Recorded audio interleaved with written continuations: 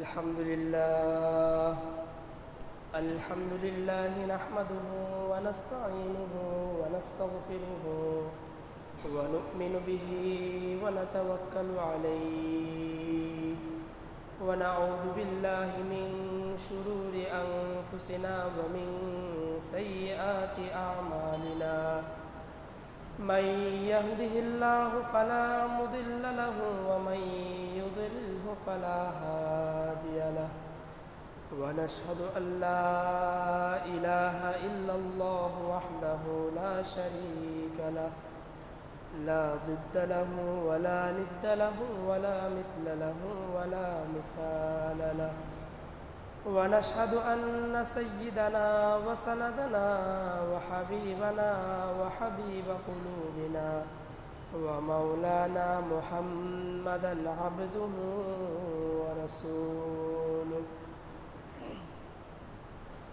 الذي أرسله إلى الناس كافة بشيرا ونذيرا وداعيا إلى الله بإذنه وسراجا منيرا أما بعد فأعوذ بالله من الشيطان الرجيم بسم الله الرحمن الرحيم ولله على الناس حج البيت من استطاع إليه سبيلا وقال رسول الله صلى الله عليه وسلم الحج المبرور ليس له جزاء إلا الجنة أو كما قال عليه الصلاة والسلام সকলে দুরূদ ইব্রাহিম পড়তে থাকি اللهم صل على محمد وعلى آل محمد كما صليت على إبراهيم وعلى آل إبراهيم إنك حميد مجيد اللهم بارك على محمد وعلى آل محمد كما باركت على إبراهيم وعلى آل إبراهيم إنك حميد مجيد سبحانك لا علم لنا إلا ما علمتنا إنك أنت العزيز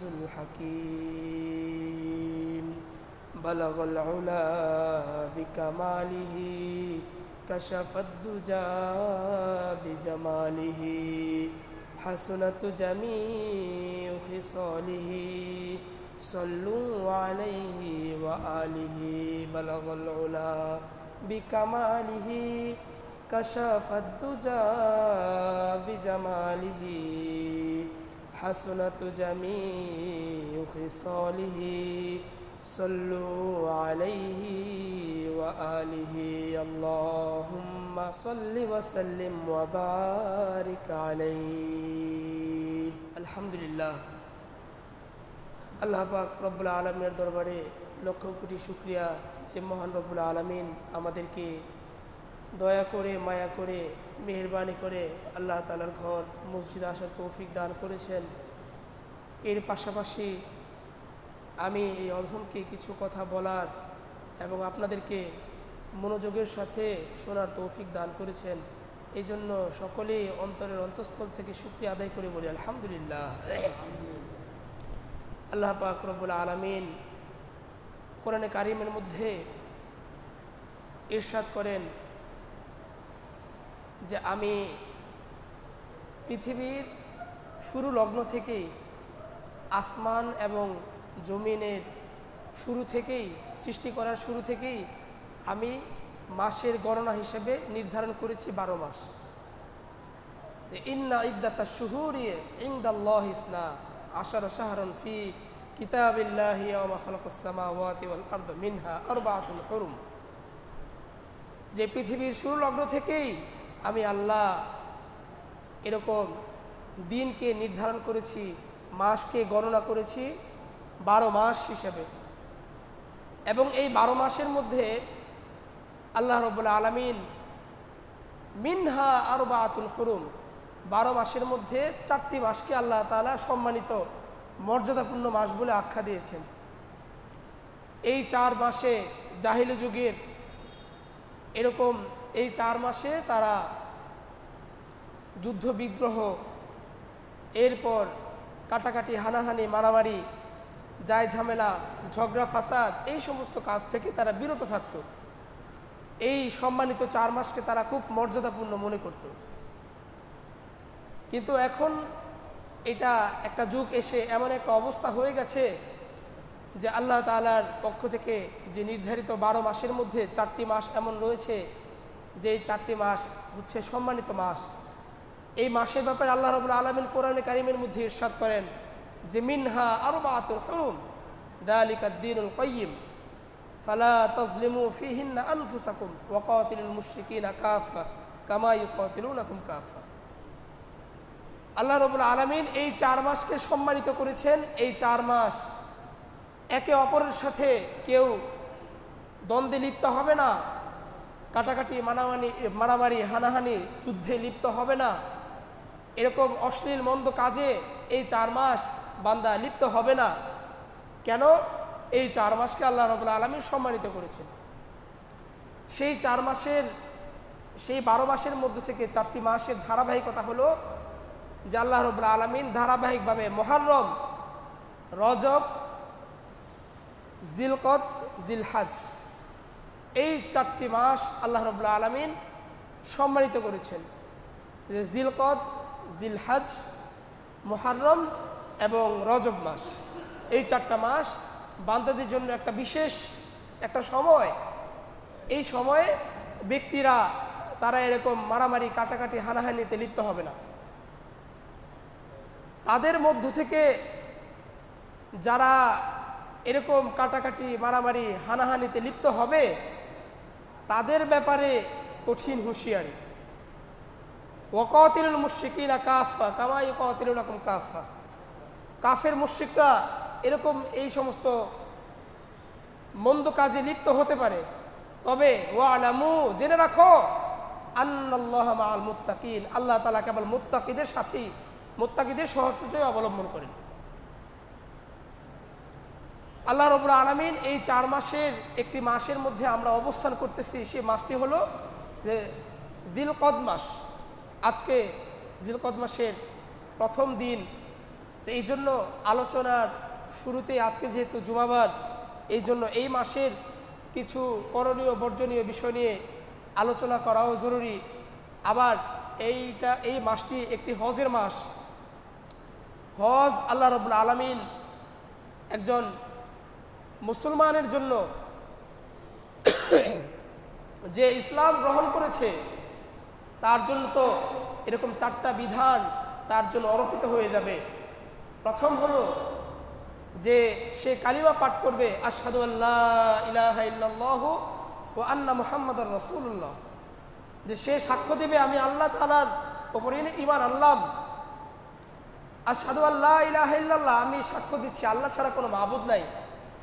ওয়া আন্না মুহাম্মাদান আবদুহু ওয়া রাসূলুহু, এবং মুহাম্মদ সাল্লাল্লাহু আলাইহি ওয়াসাল্লাম আল্লাহ তাআলার বান্দা এবং রাসূল। এরপর আরেকটি বিধান জারি হয়ে গেল, সেটি হলো ওয়া ইকামিস সালাহ, যে নামাজ প্রতিষ্ঠা করো, ওয়া ইতাইজ যাকাত, যাকাত আদায় করো, ওয়াল হজ ওয়া সাওমি রমাদান ওয়াল হজ, রমজানে রোজা রাখো এবং হজ আদায় করো। ইসলাম ধর্মে যখনই কোনো ব্যক্তি ইসলাম ধর্মে প্রবেশ করবে তখন তার জন্য সর্বপ্রথম বিধান আরোপিত হয়ে গেল যে সে কালিমা পাঠ করে সে ইসলাম ধর্মে গণ্ডিতে চলে আসবে। চলে আসার সাথে সাথেই তার উপর যে নির্ধারিত ওয়াক্তের নামাজ, 5 ওয়াক্ত নামাজ, এটা তার উপর আরোপিত হয়ে যাবে, আবশ্যক হয়ে যাবে। এবং তার উপর জাকাত, সে যখন জাকাতের উপযুক্ত হবে, জাকাত আদায়ের উপযুক্ত হবে, তখন সে যেন জাকাতকে আদায় করে। এবং রমজানের রোজার সময় সে রোজা রাখবে। সামর্থ্যবান যখন হবে তখন সে হজ আদায় করবে। এটা হলো একজন মুসলমানের জন্য সাধারণ নিয়ম। এই মৌলিক 5টা স্তম্ভকে নিয়েই একজন মুসলমান সে কবরের পথে যাত্রী হবে। আজকে আমরা জিলকদ মাসের একটা সময় অবস্থান করতেছি, প্রথম লগ্নেই। তো সেই জন্য কিছু কথা সংক্ষেপে বলে রাখা ভালো যে এই জিলকদ মাসকে নিয়েই আমাদের মধ্যে কিছু প্রচলিত ভুল কাজকর্ম রয়েছে। তার মধ্যে কিছু কাজকর্ম তো এমন আছে যেগুলো এমন সব বই পুস্তকে পাওয়া যায় যেগুলোর ব্যাপারে ওলামায়ে কেরাম মানুষদের ব্যাপারে বহু আগ থেকে সতর্ক করে আসছে। এর মধ্যে একটা উল্লেখযোগ্য বই যেটা আমাদের ঘরে ঘরে মুরব্বীদের কাছে, বৃদ্ধা মহিলা, দাদা দাদি, নানা নানিদের কাছে এই বইটা পাওয়া যায়, সেটা হলো যে মুকসিদুল মুমিন। এই বইটির ব্যাপারে ওলামায়ে কেরাম বহু আগ থেকেই সাধারণ মানুষদেরকে সতর্ক করে আসছে। এবং আরেকটি বই আছে 12 চাঁদের বই। 12 চাঁদের বইয়ের মূল পৃষ্ঠাতে তো লেখা আছে, এই বইয়ের মূল লেখক আশরাফ আলী থানভী রহমতুল্লাহ আলাই, আর ভিতরে মূল লেখকের নাম দেওয়া, অমুকের নাম। তো এই বইয়ের যে ঠিকানা, এটা আসলে কে আবিষ্কার করেছে, কে লিখেছেন, এটার কোনো ঠিকানা এই বইয়ের মধ্যে দেওয়া নাই। তো যাই হোক, এই সমস্ত বইয়ের ব্যাপারে ওলামায়ে কেরাম বহু আগ থেকে আমাদেরকে সতর্ক করে আসছেন। আমরাও এক সময় শুনতাম এবং আমরাও দেখেছি আমাদের দাদা দাদি, নানা নানিদের কাছে এরকম মুকসিদুল মুমিন, আমার বইয়ের মলটের ছবিটা আমার এখনো মনে আছে। মুকসিদুল মুমিন, এটাতে এরকম আজগবি কিছু ইবাদত বন্দেগীর কথা দেওয়া থাকে যে রজব মাস, এটা জিলকদ মাস, এটা এত সম্মানিত মাস। ওই যে আল্লাহ রাব্বুল আলামিন বলেছেন যে 12 মাসের মধ্যে 4টি মাস সম্মানিত। তো এই সম্মানিত মাস, এটাকে নিয়ে তারা বানোয়াট একটা বিষয় বের করেছে যে কি হাদিস এনেছে না, তো এই হাদিসের কোনো রেফারেন্স আছে না, এই হাদিসের রাবির রেফারেন্স আছে, কোনো কিছুর ঠিকানা নাই, কোনো কিছুর সনদ নাই। এমনিতে একটা লেখনী তারা লিখে দিয়েছে যে তারা সেখানে আলোচনা করে যে এই মাস এমন একটা মহামণ্ডিত মাস, এই মাসের প্রতিটা দিন, প্রতিটা রোজার বিনিময় আল্লাহ তাআলা 1000 বছর নফল রোজা রাখার সওয়াব আল্লাহ তাআলা দান করে। সুবহানাল্লাহ বললেন না, এটা মিথ্যা কথা। এগুলো হচ্ছে জাল, বানোয়াট।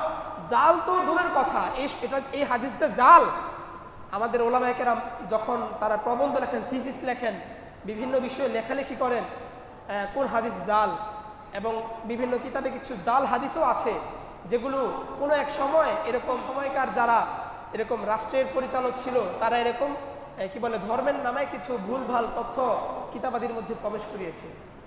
তো এর মধ্যে বিভিন্ন বিষয় সম্বন্ধে আমাদের ওলামায়ে কেরাম সতর্ক করে থাকেন। তো এখন এই বিষয়ে যে সতর্ক করবেন, এটা তো কোনো কিতাবের মধ্যে এই হাদিসের কোনো রেফারেন্সই নাই। তো এই বিষয়ে সতর্ক কিভাবে করেছেন, যখন ওলামায়ে কেরামের চোখের সামনে এই দুইটা বই সামনে আসলো এবং এই বই যখন তারা এরকম দৃষ্টিপাত করলেন, দেখলেন যে এটার মধ্যে এমন কিছু বানোয়াট কথাবার্তা ইসলামের নামে দেওয়া হয়েছে যেগুলোর সাথে ইসলামের কোনো সম্পর্ক নেই। তো তার মধ্যে একটা কথা হলো যে এই মাসে, এই জিলকদ মাসে প্রতিটা রোজার বিনিময়ে আল্লাহ তাআলা 1000 বছর নফল রোজা রাখার সওয়াব দেন। এটা সম্পূর্ণ মিথ্যা কথা। মিথ্যা কথা তো একটা লিমিট থাকা দরকার। ধর্মের নামে মিথ্যা কথা বলার তো একটা লিমিট থাকা দরকার।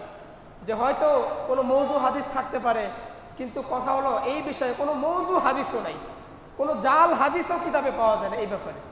এটা এমন একটা বানোয়াট কথা, যেই কথা, এই কথার কাদের সাথে তুলনা করা যায়? চা স্টলে বসে মানুষ কত ধরনের ইসলাম প্রচার করে, ওই সমস্ত ইসলামের সাথে এটার সাদৃশ্য পাওয়া যায়। ওইটারও যেরকম কোনো ভিত্তি নাই, এই কথাগুলোর তেমন কোনো ভিত্তি নেই।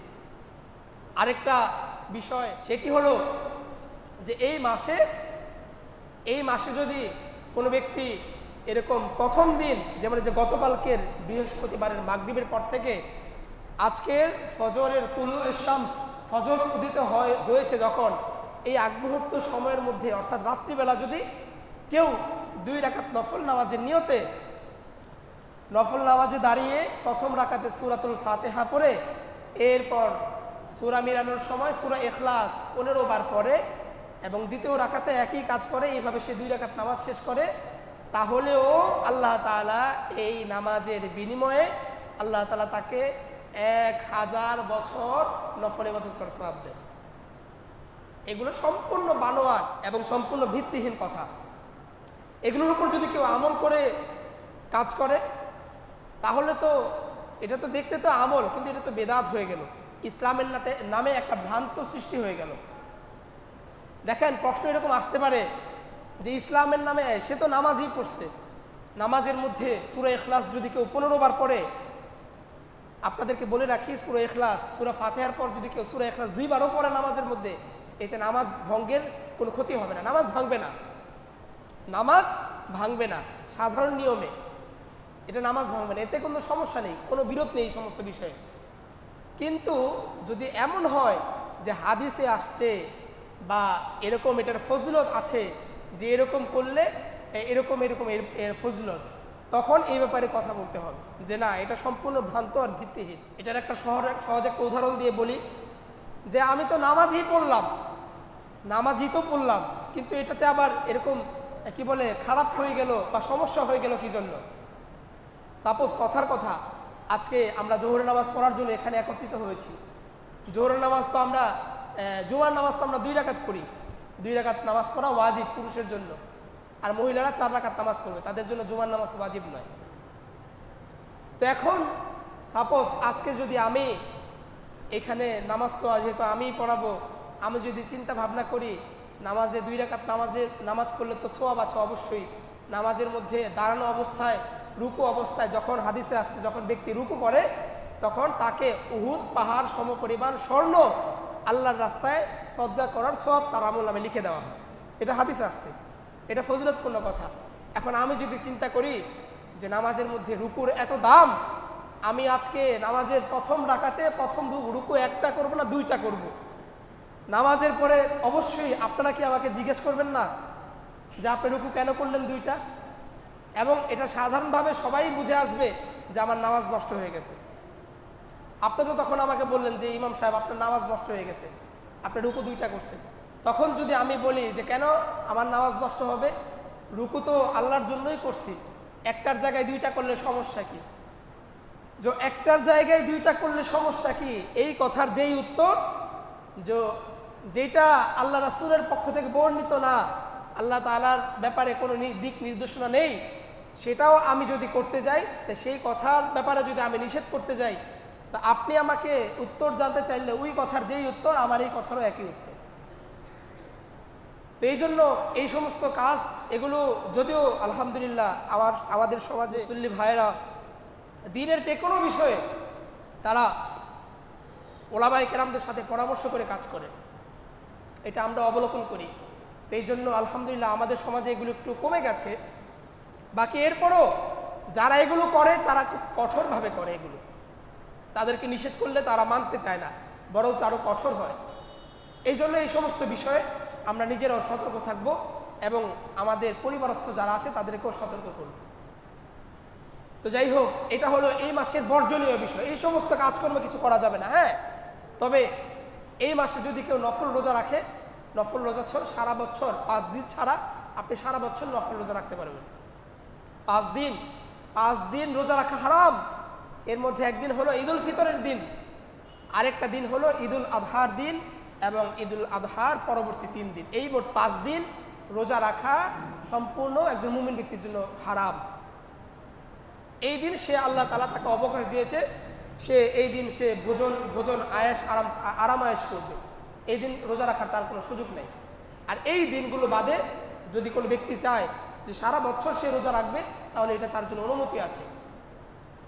এক সাহাবী আল্লাহ রাসূল সাল্লাল্লাহু আলাইহি ওয়াসাল্লামের কাছে এসে আগমন করে তাকে জিজ্ঞাসা করলেন, তার সামনে হাজির হলেন এবং জানার বিষয় হলো এই সাহাবী বিগত বছর এই সময়ে আল্লাহ রাসূলের সাথে সাক্ষাৎ করে গিয়েছিলেন। তো 1 বছর পর যখন তিনি আল্লাহ রাসূলের কাছে আবার আসলেন, আসার পর তার শরীরের অবস্থা, তার চেহারার আকৃতি এমনভাবে পরিবর্তন হয়েছে যে তাকে চেনা খুব মুশকিল। তো আল্লাহ রাসূলের সম্মুখে উপস্থিত হয়ে তিনি জিজ্ঞাসা করলেন, ইয়া রাসূলুল্লাহ, আপনি কি আমাকে চিনতে পেরেছেন? আল্লাহ রাসূল সাল্লাল্লাহু আলাইহি ওয়াসাল্লাম বললেন যে না, আমি তোমাকে চিনতে পারিনি। তখন সে উত্তর দিল যে রাসূলুল্লাহ আমি অমুকের পুত্র অমুক, আমি হচ্ছে বাহিলি অমুকের পুত্র অমুক, আমি গত বছর এই সময় আপনার কাছে এসেছিলাম, আজকেও আপনার কাছে আসলাম। আল্লাহ রাসূল তাকে দেখে জিজ্ঞেস করলেন যে তোমার এই চেহারা, শরীরের এই অবস্থা কেন? শরীর জীর্ণ শীর্ণ অবস্থা, শরীরের যে চামড়ার মধ্যে যে গোস্ত আছে সেটা বোঝা যায় না, চামড়া হাড় এক হয়ে গেছে এমন অবস্থা, চেহারা পুরা পরিবর্তন। তো এটা কেন? আল্লাহ রাসূল কারণ জিজ্ঞাসা করলে তিনি উত্তরে বলেন যে ইয়া রাসূলুল্লাহ, আমি আপনার সাথে সাক্ষাৎ করার পর থেকে আজ পর্যন্ত রাতের বেলা ছাড়া কোনোদিন খাদ্য গ্রহণ করিনি, অর্থাৎ যা আমি সারা বছর রোজা পালন করেছি। এই ব্যক্তি শুধু রাতের বেলা পানাহার করতো আর দিনের বেলা রোজা রাখতো, নফল ইবাদত বন্দেগী করতো।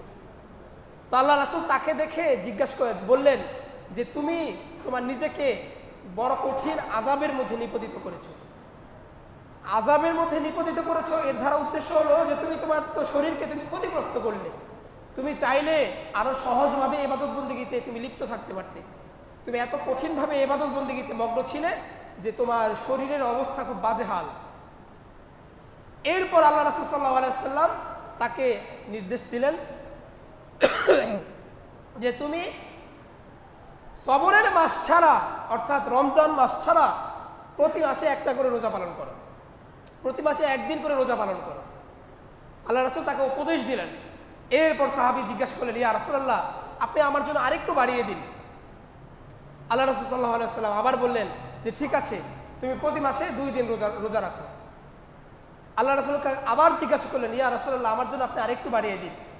তখন আল্লাহ রাসূল সাল্লাল্লাহু আলাইহি ওয়াসাল্লাম বললেন যে ঠিক আছে, তুমি প্রতি মাসে রোজা পালন করো এবং বর্জন করো, রাখো এবং তরক করো, রাখো এবং তরক করো, এইভাবে 3 বার বললেন। এবং বলার সাথে সাথে আল্লাহ রাসূল 3টা আঙ্গুল এভাবে উপরে উঠাইছেন, তুমি প্রতি মাসে রোজা রাখো এবং ছাড়ো, রাখো এবং ছাড়ো, রাখো এবং ছাড়ো। মুখের সাথে সাথে 3টা আঙ্গুল দিয়ে এইভাবে ইশারা করেছেন। এর দ্বারা উদ্দেশ্য হলো যে তুমি প্রতি মাসে যদি তোমার ইচ্ছা হয়, তোমার যদি সামর্থ্য থাকে, তুমি 3 দিন রোজা রাখো আবার 3 দিন তরক করো, 3 দিন রোজা রাখো আবার 3 দিন তরক করো, 3 দিন রোজা রাখো আবার 3 দিন রেস্ট নাও, এইভাবে তুমি পালন করো। এটা তার জন্য ছিল।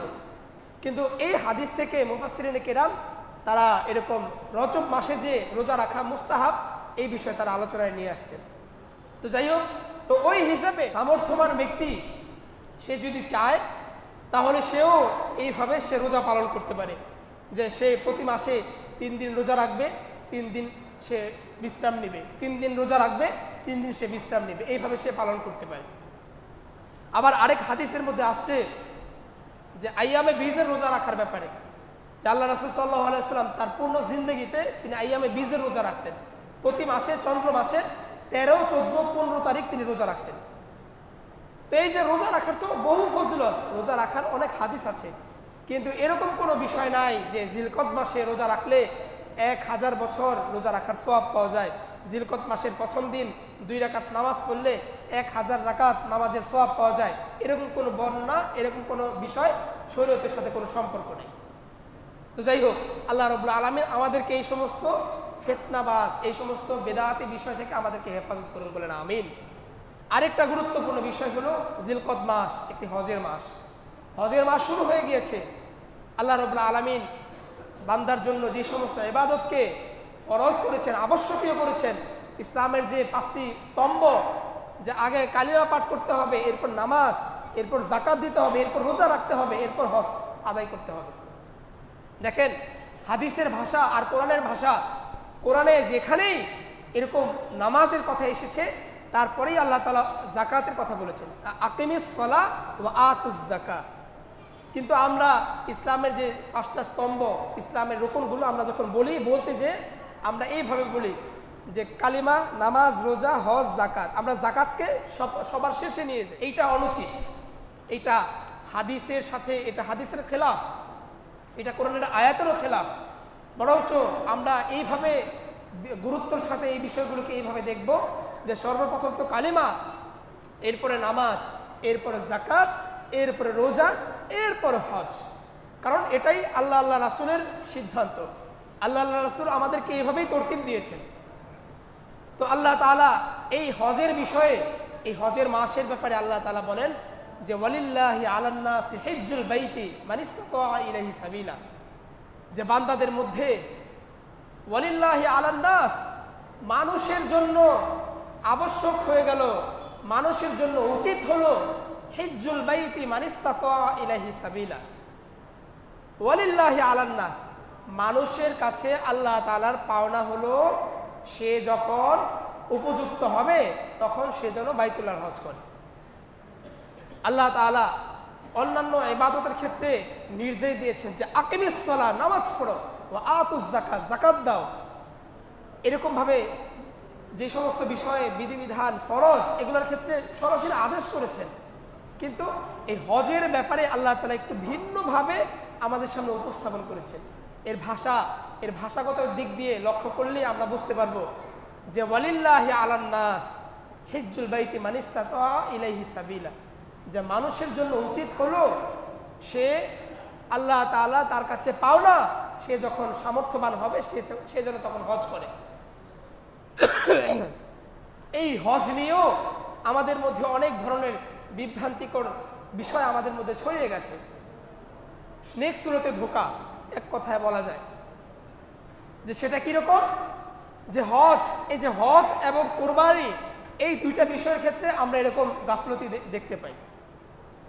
কুরবানির সময় আমরা এসে দেখি যে আমরা তো এরকম কুরবানির সময় আমরা পশু জবাই করি, তো আমরা এগুলো বেশি দেখি যে আমাদের সামনে বলা হয়, কাগজ দিয়ে বলা হয় যে হুজুর এই কুরবানি আমার বাবার নামে, আমার মৃত মায়ের নামে, মৃত বাবার নামে, মৃত দাদার নামে দিতেছি, এই তাদের নামে দেন।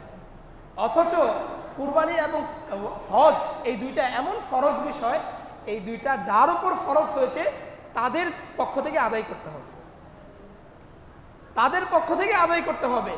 তাদেরকে যখন জিজ্ঞাসা করা হয় যে ভাই, যে আপনার পিতার নামে যে হজ করতেছেন, আপনার উপর কি হজ ফরজ হয়েছে?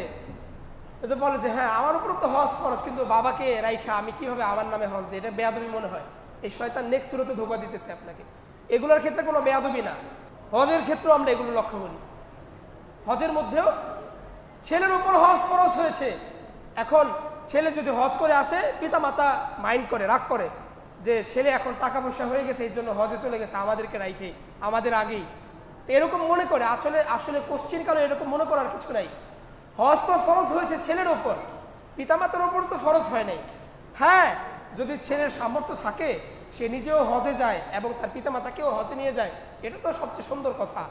তবে বিষয়টা যেন এমন না হয় যে টাকা হয়েছে, হজ ফরজ হয়েছে, ঠিক আছে আমি আমার বাবার আগে কিভাবে হজে যাই, মায়ের আগে কিভাবে হজে যাই, তাদেরকে আগে হজে পাঠাই, এরপর আমি যাই, না, বিষয়টা কখনো এমন না।